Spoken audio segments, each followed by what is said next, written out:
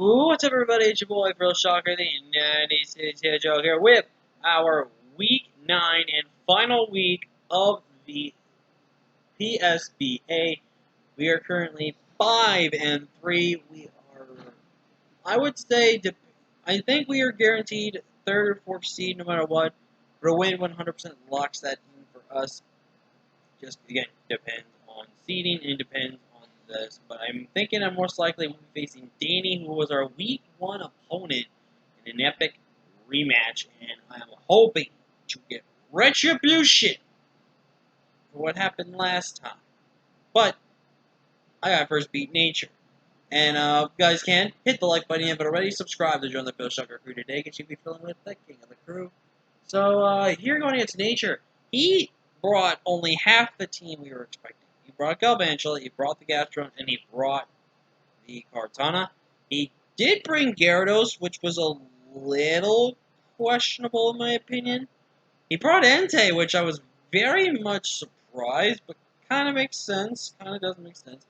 The Corso was something I did potentially expect. No Umbreon, which is massive, dude. Umbreon stopped so many things on my team for doing so much work. I wish support would have been annoyed. Another thing I am very surprised he did, there was no return. He did not bring the Torn, dude. Torn T did not come. Umbreon did not come. There was one other Pokemon. I can't remember off the top of my head. You guys will see it in the team builder, obviously. But the main thing that did not come was Umbreon, and I cannot believe that man did not bring Umbreon. Umbreon put in so much work versus my team. But see that thing gone. So let's go ahead and get into this battle here. I always do this even though I know this can play off here. I'm going to go ahead and lead off with my Rillaboom here, as he's going to lead off with his Corsola. And he pulls a really good double right here. Or he might have just been wanting to, bring in Entei to counter my, what's it? And he's actually going to go for the Stone Edge here, and a very good read on his end there to go for the Stone Edge in front of this, when I can bring in something like, say, Likeable, the ground moves like so for Rodriguez, or no, the fire moves so I can go into like Rodriguez, I can go into things like Vulcan, stuff like that. So, this confirmed though he was choice banded, but I'm going to make a grave miscalculation here. You'll see this later on in the matchup here.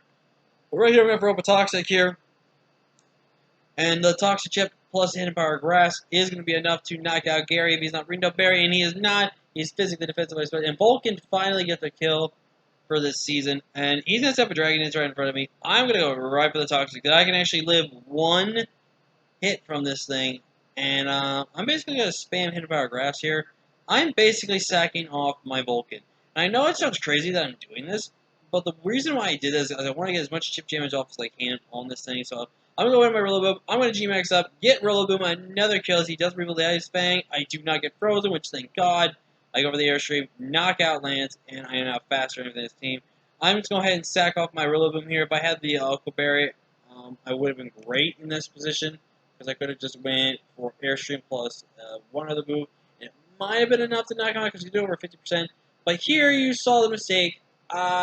He was actually jolly, not adamant. And I did not expect that. So, yeah, my Rillaboom got outspent. So what I'm going to do here is I'm going to go ahead straight for that Trick Room here for Snipe Shot here. And I'm just going to go for the Shell Side Armor here. If he wants to kill me, he can kill me. But he's not going to be able to do that. I'm going to go for the Sacred Fire, and he's going to knock me out. I'm going to go right on my Vikavolt. Thunderbolt, guarantee knocks him out. And Thunderbolt does, so the HP investment is not wrong. So he's going to go for the Night Shade here. I'm going to go for a Thunderbolt here. And I'm going to go for the Roost here on my last turn, which now means I am faster under this Trick Room here. And I'm just going to click Thunderbolt here. Get a Para, which is not going to really matter too much. And then we're going to click Thunderbolt again and get here. Now, that Para right there, I think might have mattered, because he was probably going for Strength Sap right there. That Para, I do believe, mattered, as he's now going to go into the Vikavolt here. I'm going to right on my Runerigas, as he's actually click Bug Buzz here. Predicting me here. But right now, Runerigas can just click Trick Room here. And I'm going to go for the Poltergeist here, as he is going to actually go down. I'm going to go ahead and click body press. There's nothing he can do to beat me now. I'm going to go for the body press, knock him out. And what's going to happen now is I'm going to go for the body press, as he's going to actually go for the knockoff here. I'm actually going to live that hit, as he's not choice banded. And I want everyone to know, and then body press also just takes him out. So I basically now, I win this game 3-0. GG's to nature. I also want everyone to know, I was purposely sacking off Rios in front of Cartana.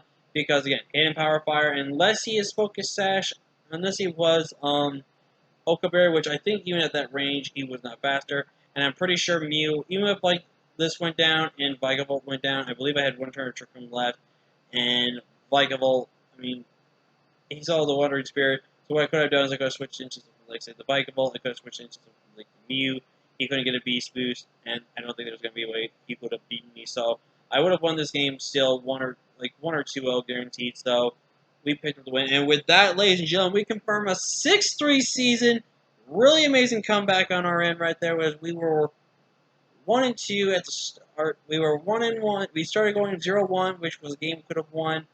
So we could have won 2 games. We could have went 8-1 this season, which would have been one of the most dominant records I've ever had. But we messed up twice, and it cost us.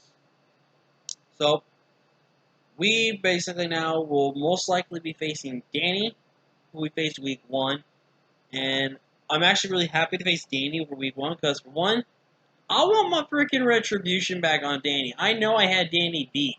Hands down beat. I made one mistake, and that was not making sure my arrow was mega.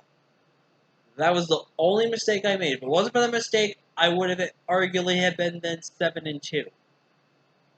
And I probably would have been outranking Danny, but I would still have to face Danny. But the good news is, I kind of know how Danny plays. I kind of know my positioning and what I gotta do now.